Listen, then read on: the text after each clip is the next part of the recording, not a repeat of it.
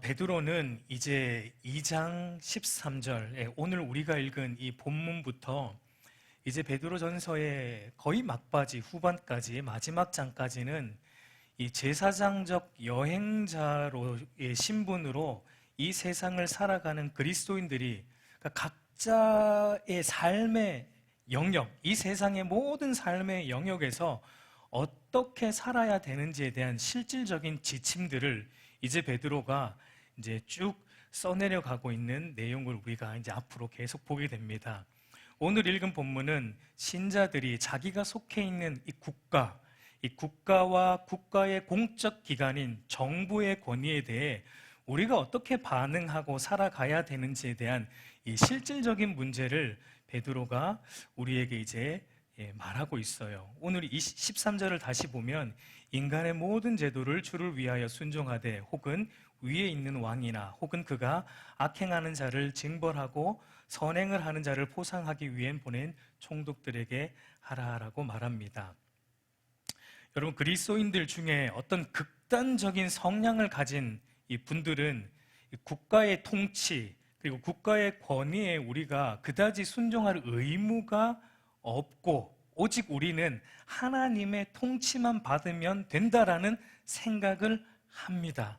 그런데 오늘 베드로는 그런 생각은 잘못된 것임을 분명히 본문에서 밝히고 있습니다.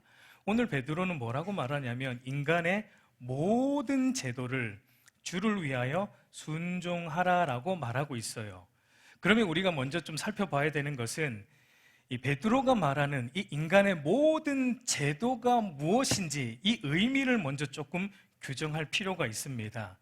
이 베드로 전서의 문맥 안에서 우리가 보면은 인간의 모든 제도는 인간의 사회 구조 안에 있는 모든 제도적 권위, 이 권위를 이 베드로가 말하고 있다라는 것을 우리가 볼 수 있습니다. 왜냐하면 이 베드로가 말하는 전개를 우리가 이제 쭉 밑으로 가보면 인간의 모든 제도를 순종하라라는 말을 하고 나서 바로 무슨 말을 하냐면 위에 있는 왕이나 총독 같은 국가가 세운 공적 권력자들에게 순종하라라는 것을 연결하여 말하고 있는 것을 보기 때문이에요.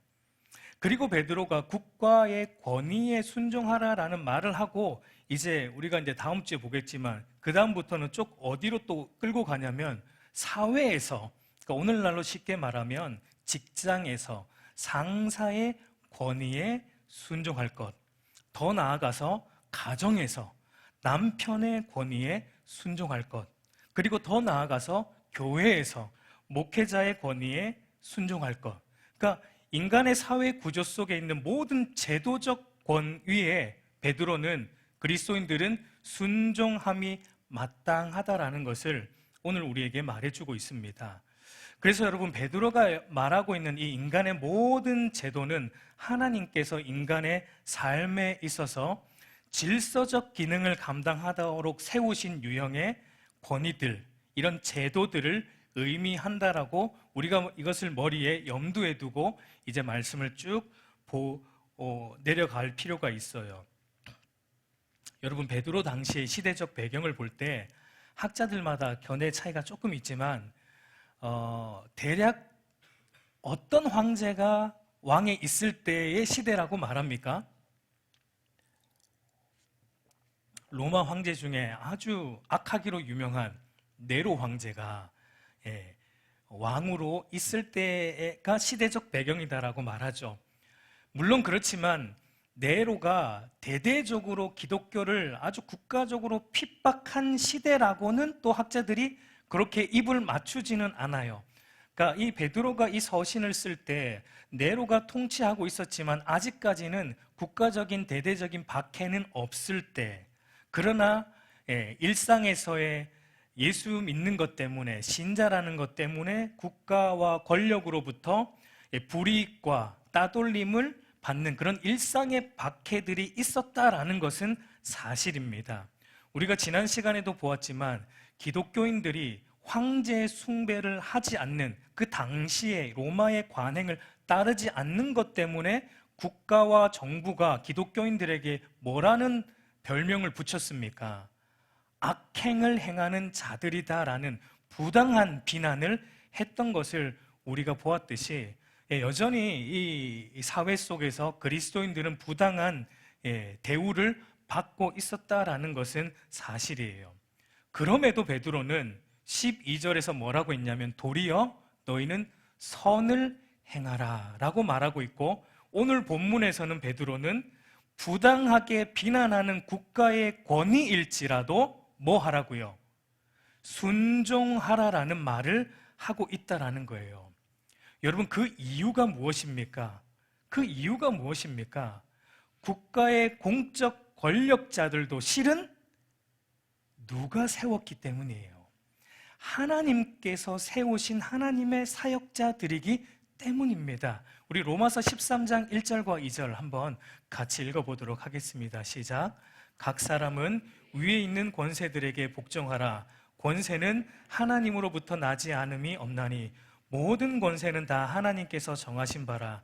그러므로 권세를 거스르는 자는 하나님의 명을 거스림이니 거스르는 자들은 심판을 자취하리라.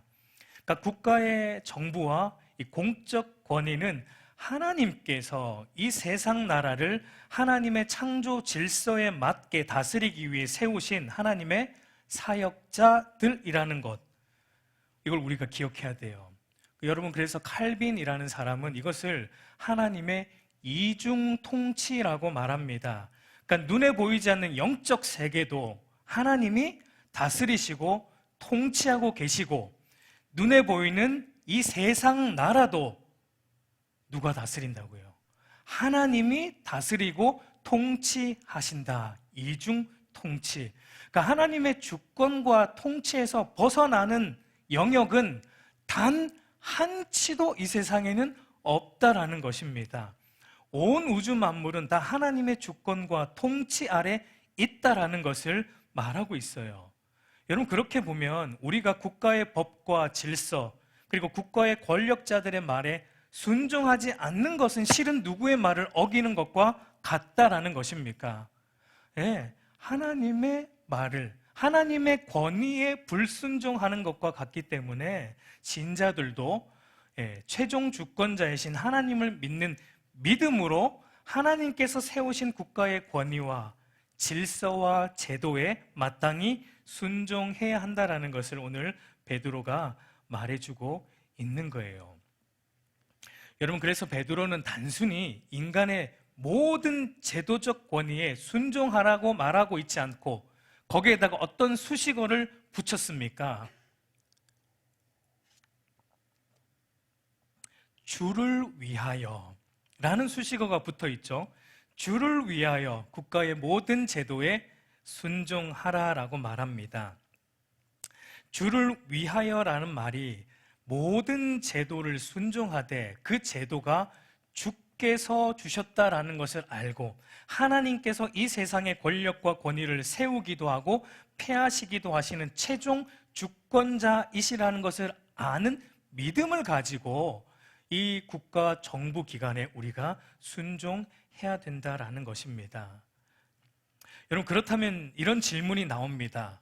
그러면 우리가 어디까지 순종해야 하는가라는 질문이 나와요. 여러분, 우리가 문자 그대로 세상의 이 정부의 권위, 그리고 이 정부가 만든 모든 제도를 묻지도 말고 따지지도 말고 무조건 순종해야 하는지, 아니면 어느 정도 선까지 순종해야 하는지에 대한 그 의문이 남습니다. 여러분, 여기에 대해 베드로는 인간의 모든 제도적 권위에 순종하라는 말에 아까 붙여진 그 수식어 주를 위하여라는 그 말 속에 이미 우리에게 답을 주고 있는 거예요. 무슨 말입니까? 그러니까 주를 위하는 선까지만 순종하라는 것입니다. 그러니까 하나님의 뜻을 거스르지 않는 선까지만 너희가 순종하라라는 것을 말합니다. 그러면 또 질문은 하나님의 뜻을 거스르지 않는 선까지는 또 어디까지냐는 질문이 계속 나오게 되는 거예요. 우리 14절 한번 볼까요? 14절 우리 다 같이 읽습니다. 시작. 혹 그가 악행하는 자를 징벌하고 선행하는 자를 포상하기 위하여 보낸 총독에게 하라. 그러니까 하나님의 뜻을 거스르지 않는 선은 어디까지냐면 악을 저지하고 선을 도모하는 것까지예요. 여러분, 악을 저지하고 선을 증진시키는 것이 하나님의 뜻이고 하나님께서 이 땅에 국가와 정부의 권위를 주신 목적이고 이유이기 때문입니다. 여러분, 하나님께서 이 땅에 국가라는 것을 세우시고 그 정부의 기관을 세우시고 거기에 공적 권위를 주신 이유가 뭐냐면 소극적으로는 이 땅에 하나님의 창조 세계에 악을 억제하기 위함이고 적극적으로는 선을 도모하기, 증진시키기 위해서 국가라는 기관을 하나님이 이 땅에 존속해 하셨다라는 거예요. 비록 인간의 죄로 인해서 이 세상에 죄가 들어왔고 또 인간의 죄가 관영함으로 이 세상이 점점 악해져 가고 있지만 하나님은 국가의 공적 권위라는 제도를 통해서 이 세상의 악을 그래도 조금이라도 더 억제하시고 선을 증진시켜서 이 하나님의 창조의 질서를 유지하고자 하신다라는 것입니다. 여러분, 하나님이 이것이 바로 하나님께서 이 세상 나라를 통치하시는 방법입니다. 우리 로마서 13장 3절과 4절 한번 또 같이 읽어보도록 하겠습니다. 시작. 다스리는 자들은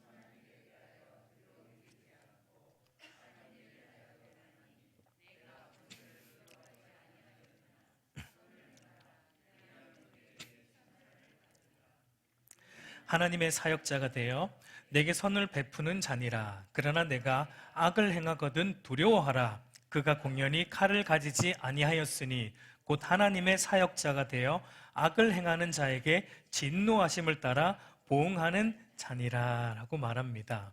이건 무슨 말입니까?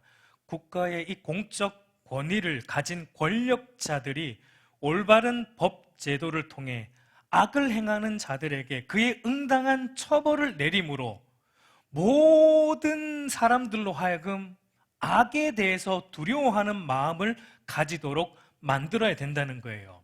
그래서 사람들이 악한 일을 행하면 국가로부터 이런 응당한 처벌을 받게 되는구나. 이 악에 대한 징벌에 대한 처벌에 대한 두려움으로 악을 억제하도록 하기 위해 국가의 법제도와 국가기관이 있다라는 거예요. 그리고 반대로는 국가가 선을 행하는 자들에게는 어떻게 해주라는 겁니까?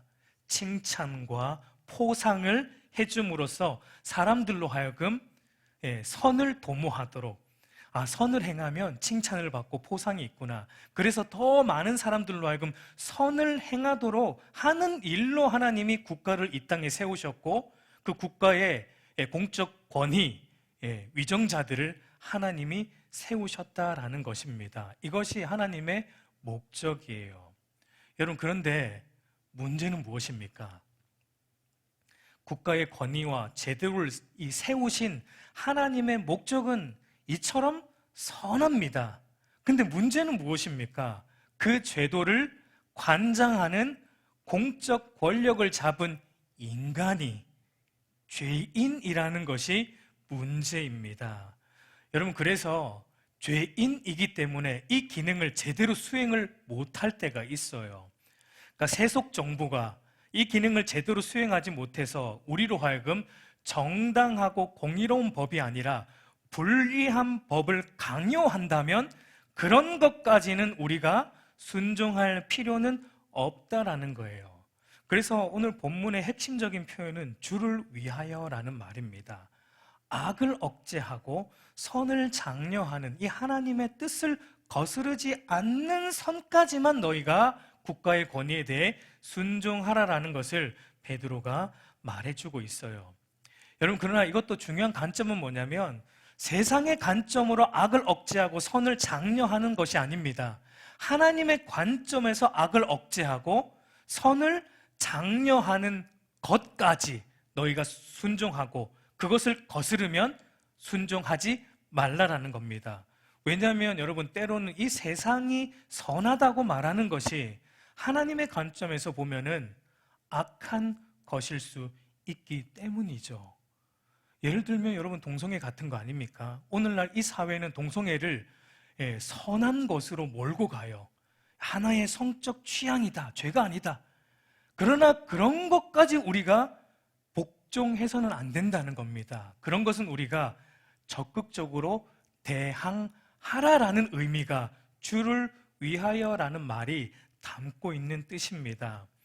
여러분 사도행전 5장을 보면은 당시의 공적 기관인 산헤드린 공회에서 최고의 권위를 가진 대제사장이 예수 그리스도의 복음을, 십자가의 죽음과 부활의 복음을 전하는 베드로와 사도들을 잡아서 뭘 강요했습니까?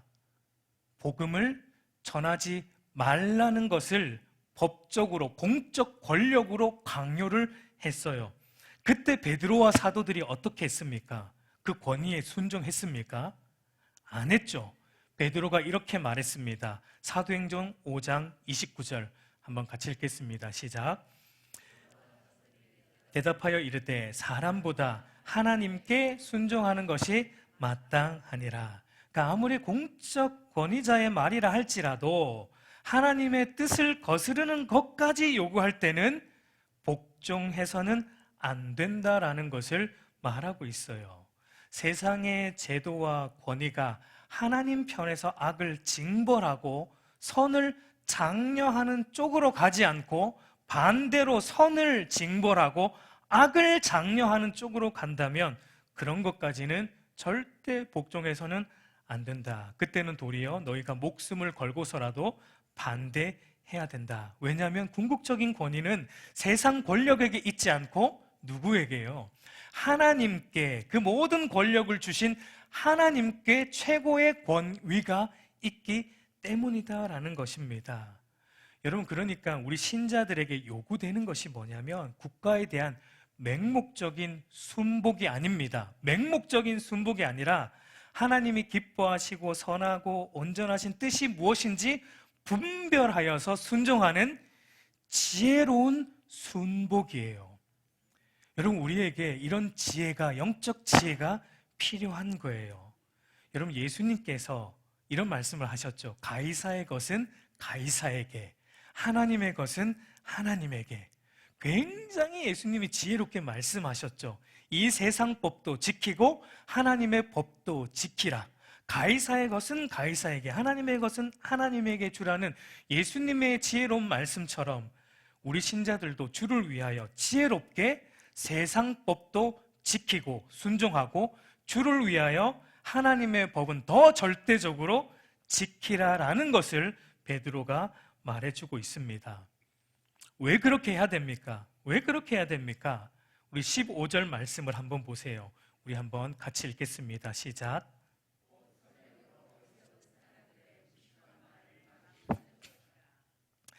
여러분, 그리스도인은 국가의 권위와 제도에 순복하는, 베드로는 이걸 선행이라고 말하고 있는 거예요.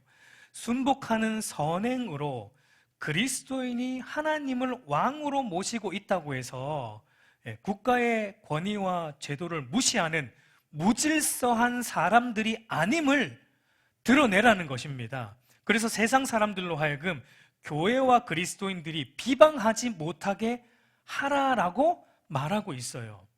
여러분, 물론 우리가 세상의 법과 권위에 순종한다고, 그렇다고 세상이 저와 여러분들에게 늘 좋은 소리만 해줍니까?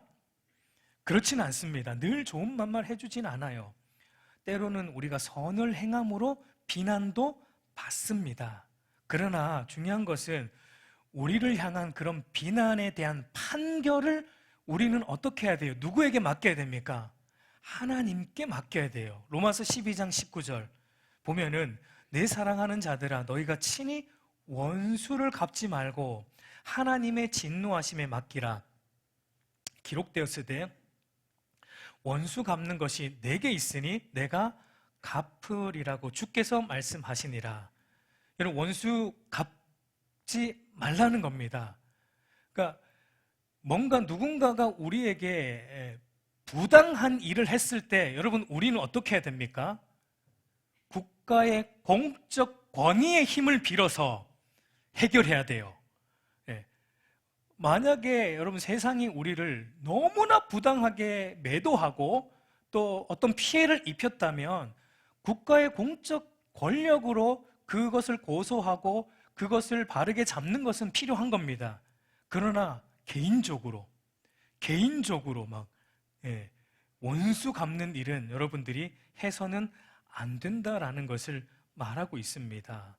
그들의 부당한 비난과 무식한 말, 그 결국은 주님 다시 오실 때 하나님의 심판대 위에서 하나님이 다 판단하십니다. 그때 여러분 중요한 것은 하나님께서 무엇을 가지고 이 세상의 교만과 세상의 무지한 입술들을 하나님이 무엇을 가지고 이들의 입을 틀어 막으신다라고 베드로가 지금 말하고 있습니까? 하나님이 무엇을 통해 이 세상 사람들의 부당한 교회와 성도들을 향한 부당한 비난과 무지한 그들의 말들을 무엇으로 이들의 입을 아무 소리도 못하게 그냥 쫙 틀어 막으신다라고 하나님이 말씀하고 있습니까? 물론 여러분, 마지막 때에 하나님이 그들이 죄를 돌이키지 않았다라는 것, 여전히 회개하지 않고 예수 그리스도를 믿지 않고 배척하는 이 불신과 같은 성경적인 교리들로 하나님은 이들의 입을 막으실 겁니다. 그러나 그뿐만이 아니라 오늘 본문에서 사도 베드로가 강조하는 것처럼 하나님은 마지막 날 예수님을 믿는 그리스도인들이 이 악한 세상 가운데서 구별되어 선한 행실로 살았다는 것으로 세상 사람들의 교만과 무지한 입을 완전히 틀어 막으신다라고 말하고 있는 거예요. 예를 들어 보겠습니다. 여러분, 그리스도인의 삶을 한번 축구 경기로 비유를 해볼게요. 여러분, 축구를 보면 두 팀이 있어요. 치열하게 경기를 합니다. 근데 만약 한 팀이 경기를 하면서 이 경기에 지켜야 될 룰이 있잖아요. 근데 그 룰을 지키지도 않고 반칙을 하면서 막 골을 엄청 많이 넣어서 이겼다라고 가정을 해보자고요. 여러분, 그걸 인정합니까? 상대편이? 주심이 인정합니까? 인정하지 않죠. 왜냐하면 룰을 지키지 않는 가운데 반칙으로 골을 넣었기 때문에 주심도 인정하지 않고 상대편도 인정하지 않고 보는 관중들도 다 그 팀의 승리를 인정하지 않아요. 그 승리가 온전히 상대방이 인정하게 만들려면 어떻게 해야 돼요? 규칙을 지키면서 정정당당하게 골을 넣어야지만 주심도 승리를 인정하고 상대편도 관중도 다 이 팀의 승리를 인정해 준다라는 겁니다. 마찬가지입니다. 교회는 여러분, 이 세상이라는 경기장 안에 지금 세상과 경기하고 있는 관계 속에 있어요. 그러면 교회가 이 세상과의 경기를 치러서 이기려면 어떻게 해야 됩니까? 이 세상의 제도라는 규칙을 지키면서 믿음으로 골을 넣어야 이길 수 있다는 거예요. 믿음으로 산다는 것을 앞세워서 세상의 제도를 막무가내로 무시해서는 안 된다는 겁니다. 그러면 하나님이 그 사람들의 입을 막을 수 없어요. 믿음으로 살 때, 이 세상의 제도라는 규칙을 지키면서 살 때, 나중에 최종 심판 때 올랐을 때 세상이 아무 말 할 수 없다라는 거예요. 이것이 하나님이 마지막 때에 이 세상 사람들의 무지한 말과 그들의 입술을 틀어막는 방법이라고 베드로가 말하고 있습니다. 여러분, 그런데 오늘날 많은 교회와 성도들을 볼 때 믿음으로 산다라는 것 때문에 세상의 제도와 규칙을 지키지 않는 경우가 너무 많다라는 것이 사실은 좀 안타까운 부분이에요. 이것 때문에 여러분, 오늘날 한국교회가 세상으로부터 욕먹는 주된 이유입니다. 주일날 여러분, 우리가 예배 드린다는 것으로 교회 앞에 도로에 무단으로 다 주차해 놓으면 교회 앞에 사는 주민들이 뭐라고 말합니까? 욕하죠, 교회를. 예배 드린다고, 믿음대로 산다고 막 무단으로 다 주차해 놓고 예배 드리면서 찬양하고 있는데, 그걸 보는 세상 사람들은요, 그걸 믿음으로 안 보는 거예요. 법을 어기는 불법을 행하는 자들로 세상 사람들은 본다는 것입니다. 그렇게 되면 안 된다는 거예요. 지금 베드로가 그걸 말하는 겁니다. 그리스도인은 그렇게 하면 안 된다는 겁니다. 이 세상의 모든 제도를 주 안에서 지키면서 믿음으로 꼴을 넣으라라고 말하고 있습니다. 우리 사랑하는 성도 여러분, 하나님께서 그리스도인들을 부당하게 비방했던 세상 사람들의 교만과 무지한 입을 틀어막는 무기는 이 땅의 교회들이 큰 건물로 교회를 크게 지었다라는 것으로 하나님이 입을 막지 않습니다. 이 땅의 교회들이 큰 건물 지어서 좋은 시스템을 구축해서 수만 명의 사람들이 모여서 예배했다. 이거 봐라, 세상 사람들아. 교회가 이렇게 컸다라는 것으로 세상의 입을 막지 않는다라는 거예요. 신자들이 세상의 모든 제도를 지키되 주를 위하여 지키며 순종하는 선한 삶으로 이 세상의 무지한 말을 하나님이 막으신다라고 베드로가 말합니다. 여러분, 이것이 베드로가 말해주는 최고의 전도 전략이에요. 여러분, 우리가 이렇게 살면 이게 최고의 전도 전략이에요. 여러분, 그리고 베드로는 그리스도인은 주를 위하여 모든 제도적 권위에 순종해야 하는데 어떤 관점으로, 그러면 우리가 어떤 관점으로 순종해야 하는가? 우리 16절을 한번 볼까요? 16절 우리 한번 같이 읽습니다. 시작. 너희는 자유가 있으나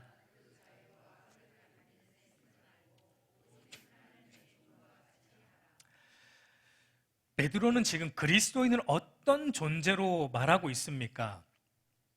자유자, 그런데 하나님의 종. 뭔가 매치가 안 돼요. 자유자인데 하나님의 종이다. 무슨 말입니까?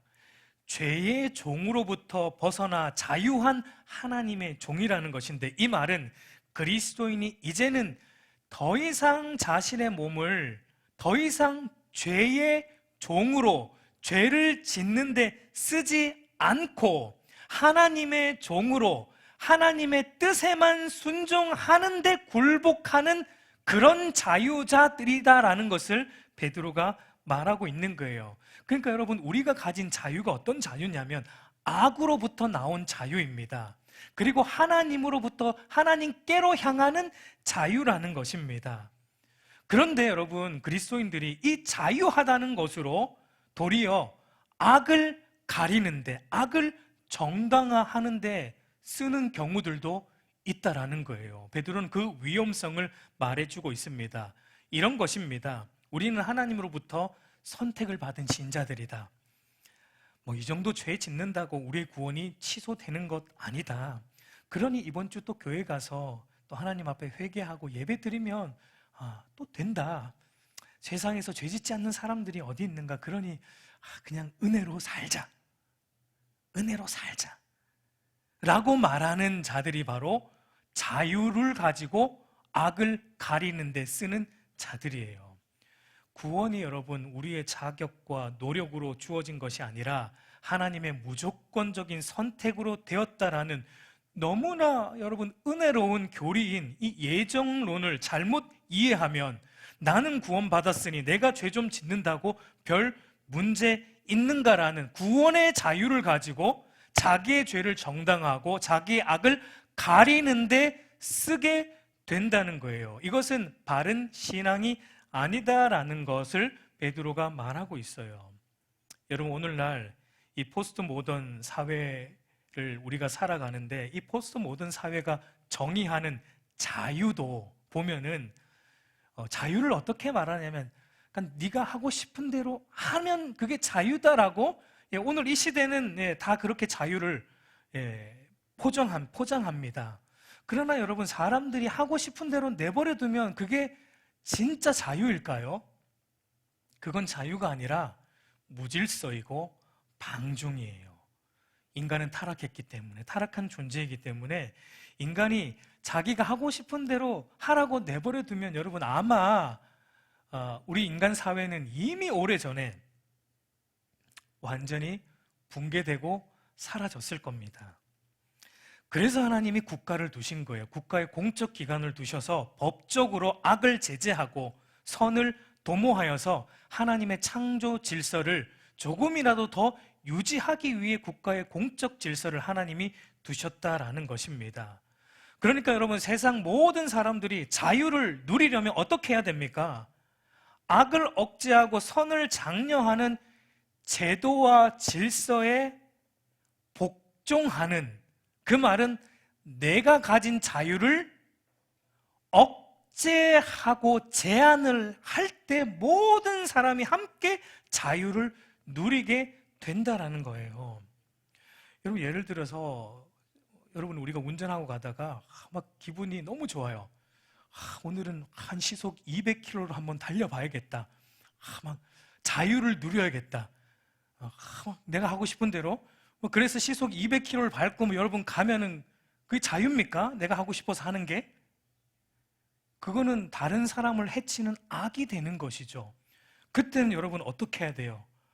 막 내 기분이 막 이렇게 막 좋고 그래도 하고 싶어도 내가 가진 자유를 어떻게 해야 돼요? 억제해야 되고 제한시켜야 돼요.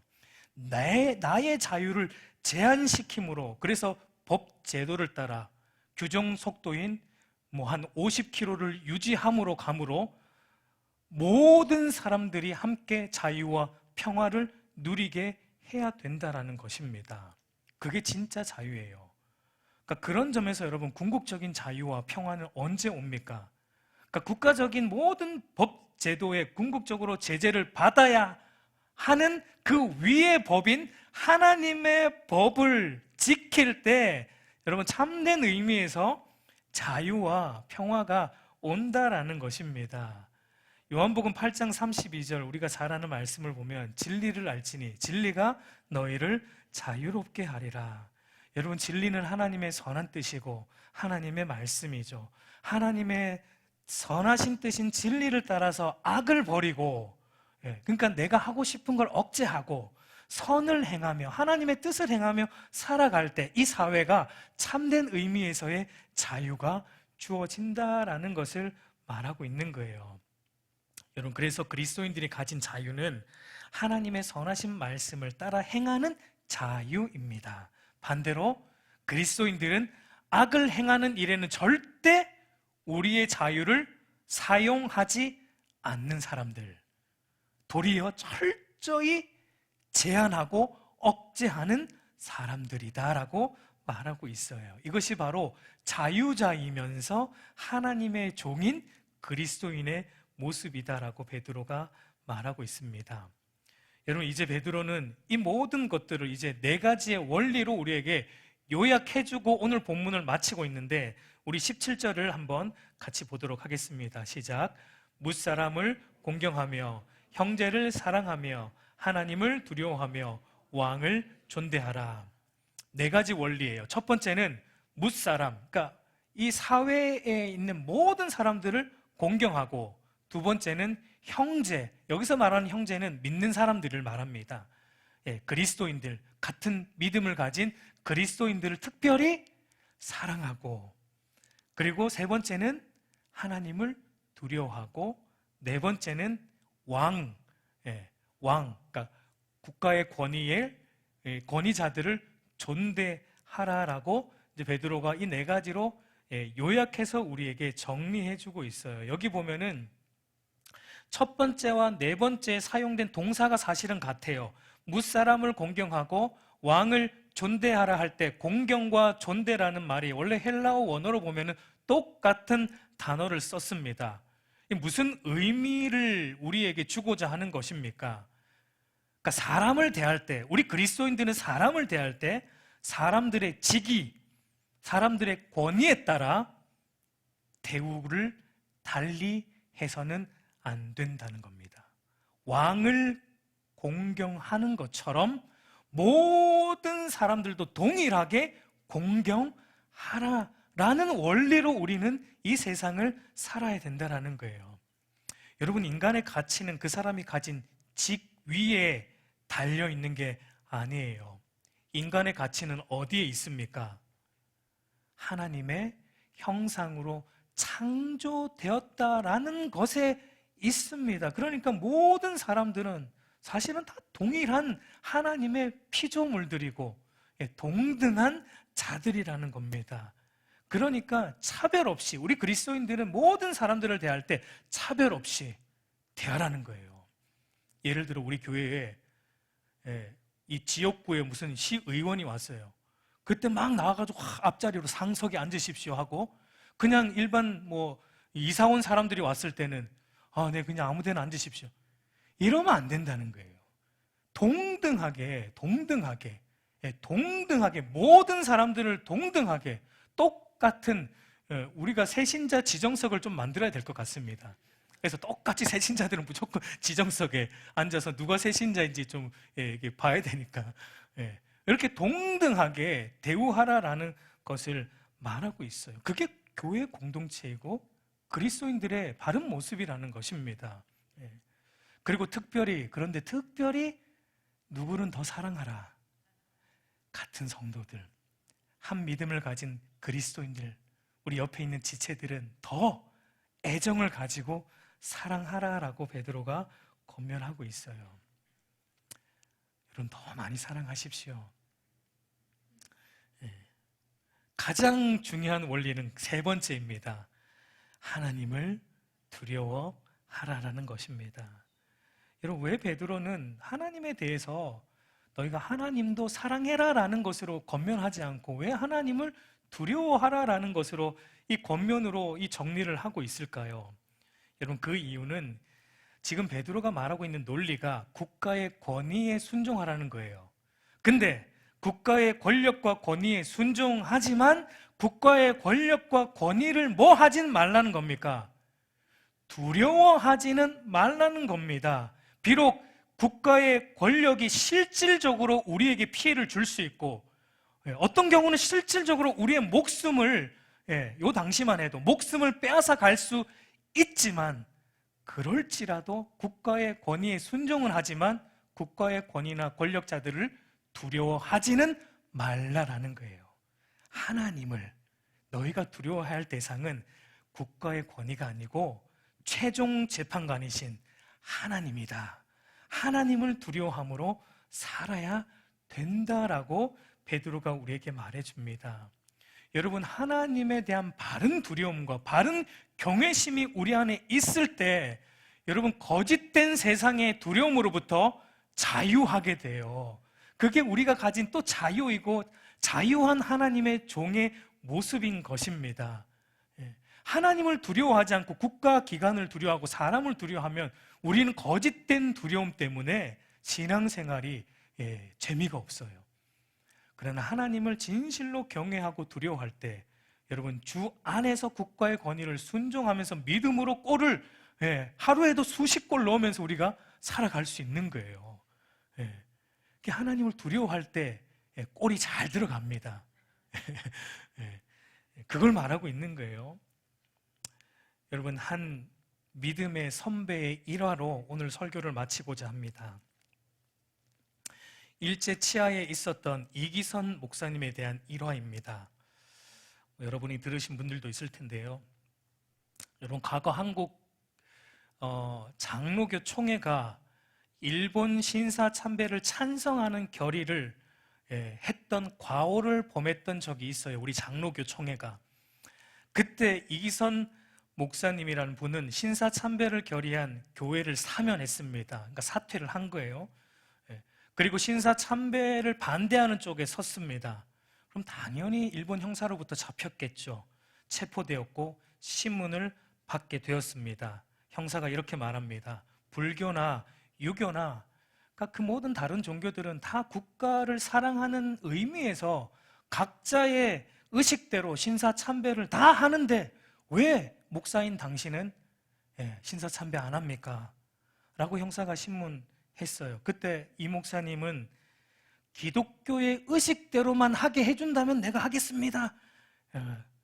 그렇게 얘기를 했어요. 그럼 기독교의 의식대로 해보라. 그러니까 이기선 목사님이 신사 앞에 가서 어떻게 했냐면 일본의 죄를 하나님 용서해 주십시오 하고 기도하고 저는 다 마쳤습니다. 가십시다. 이렇게 형사에게 말했다고 해요. 그러니까 그 형사가 절은 왜 안 합니까? 신사참배의 핵심은 신사에게 절하는 건데, 그러니까 이기선 목사님이 이렇게 말합니다. 기독교의 의식대로 한다고 했으니 절은 할 수 없습니다. 제가 일본의 죄를 위해서 용서해달라고 기도했습니다. 이렇게 말했습니다. 그러자 형사가 그러면 천황이 예수를 믿지 말라, 예수를 계속 믿으면 죽이겠다 하면 당신은 어쩌겠소? 라고 묻자 이기선 목사님은 이렇게 대답했다고 합니다. 그러면 할 수 있습니까? 하나님 나라의 법도 지키고 일본 법도 지켜야죠. 하나님께서 예수님을 믿으라고 했으니 하나님의 말씀을 따라 예수님도 믿고, 천황이 믿으면 죽인다고 했으니 일본 법을 따라 내가 죽으면 되지요 라고 말하고 순교하셨다고 합니다. 너무 멋있지 않습니까? 이게 바로 세상의 권력을 두려워하지 않고 주를 경외함으로 주를 위하여 국가의 권위와 제도를 바르게 순종하며 사는 참된 그리스도인의 모습인 것입니다. 우리 사랑하는 성도 여러분, 저와 여러분 안에 이 믿음이 있기를 소망합니다. 하나님에 대한 참된 두려움과 경외심으로 국가의 제도를 바르게 지키고 모든 이들을 존대하며 살아가는 참된 그리스도인들이 되기를 우리 주님의 이름으로 축복합니다.